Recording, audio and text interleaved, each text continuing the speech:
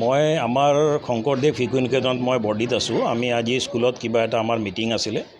মই মিটিঙৰ পৰা ওলাই ঘৰৰ ফালে আহি আছিলোঁ।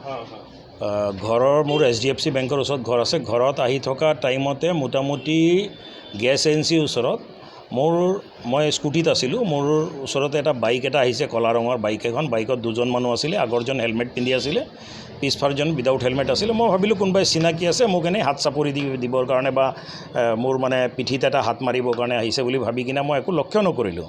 কিন্তু ছাডেনলি পিছফালৰ ল'ৰাজনে মোৰ পিছফালেদি ডিঙিৰ পিছফালেদি হাত সোমাই কিনে, মই 3ডাল চেইন পিন্ধি আছিলোঁ, কোণৰ 3ডাল চেইন আছিলে। 3টা চেইনে একেলগে ধৰি খুব জোৰে টানিছে। টানোতে মই এবাৰ থটমট খাই গ'লোঁ, পটককৈ মানে ৰিয়েক্ট কৰিব নোৱাৰিলোঁ। কিন্তু লগে লগে যেতিয়া মই গম পালোঁ কি না এইটোতো মানে চেইন স্নেচিং আছে, ডকাইত আছে, মই স্কুটিতে সিহঁতৰ পিছা কৰিলোঁ। পিছা কৰি মোটামুটি মই 0.3 কিলোমিটাৰমান পিছা কৰিলোঁ। গেছ এজেঞ্চিৰ পৰা লৈ কিনে ৰঙাপাৰা পুলিচ পইণ্টৰ ওচৰত ৰেলৱে ট্ৰেক আছে, তালৈকে মই পিছা কৰিলোঁ। তাতে মই খুব বেছিকৈ জোৰেৰে ৰাইজলৈ চিঞৰ বাখৰ কৰিলোঁ কি ডকাইত আছে ধৰক। কিন্তু ৰাইজে যেতিয়ালৈকে গম পায় ইহঁতে বহুত বেছি স্পীডত আছিলে, ইহঁতে বৰজুলি ফালে ওলাই গ'ল আৰু মই তাতে এক্সিডেণ্ট হৈ পৰি গ'লোঁ। পৰি মোৰ মানে ডিঙিতটো মই যেনেকৈ ইহঁতে যেতিয়া ধৰিছিলে নখ চখ বহুত লাগিছে, আপোনালোকে চাবই পাৰিছে। আৰু মোৰ হাতত আৰু ভৰিত ফ্ৰেকচাৰ হ'ল। এতিয়া বৰ্তমান এক্সৰে কৰালোঁ। এতিয়া এইটো হ'ল মোৰ ব্যক্তিগত কথা, কিন্তু মই ৰঙাপাৰা চেম্বাৰ্ছৰ প্ৰেছিডেণ্টো আছোঁ। সেই হিচাপত মই কেইটামান কথা আজি ক'বলৈ বাধ্য হৈছোঁ। এই যোৱা কেইদিনমানৰ ভিতৰত মই লক্ষ্য কৰি আছোঁ আমাৰ ৰঙাপাৰাৰ বিজনেছমেনৰ বহুত মানুহৰ এনেকৈ ক্ষতি হৈছে। কাৰোবাৰ দোকানত চুৰ হৈছে। ৰিচেণ্টলি এটা সোণাৰী দোকানত ইহঁতক এনেকৈ ধৰি কিনে ইহঁতৰ 20-25 লাখ টকাৰ মাল ডকাইত কৰি লৈ গৈছে। কিন্তু আজিলৈকে এই বিষয়লৈ একো মানে পুলিচে কাকো ধৰিব পৰা নাই।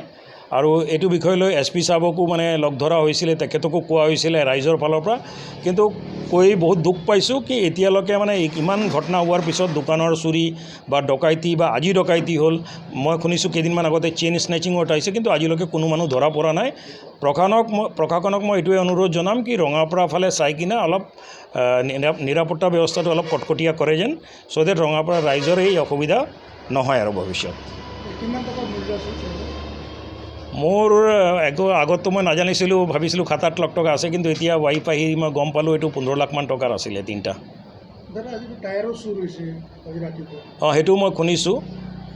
কাৰোবাৰ গাড়ী চুৰ কৰিব বিচাৰিছিলে। তাৰপিছত আৰু এটা বেয়া বস্তু শুনিলোঁ ইয়াতে কি যোনে নিজৰ গাড়ীখন ধৰি কিনা থানাত লৈ গৈ জমা দিওঁতে সেইজন মানুহকে থানাত মানে লকআপত সোমাই দিয়া হৈছে। এইটো মই শুনিছোঁ, কিমান সত্য মই নাজানো, কিন্তু যদি এনেকৈ হৈছে এইটো খুব বেয়া কথা। তো এইবিলাক বস্তু প্ৰশাসনে অলপ লক্ষ্য কৰি কিনে ৰঙাপাৰা কিন্তু এতিয়া এনেকৈ পৰ্যায়ত এটা আছে কি নিৰাপত্তাটো কটকটীয়া যদি নকৰে ৰঙাপাৰাৰ ৰাইজে ভৱিষ্যত কিন্তু বহুত ধৰণৰ অসুবিধা হ'ব।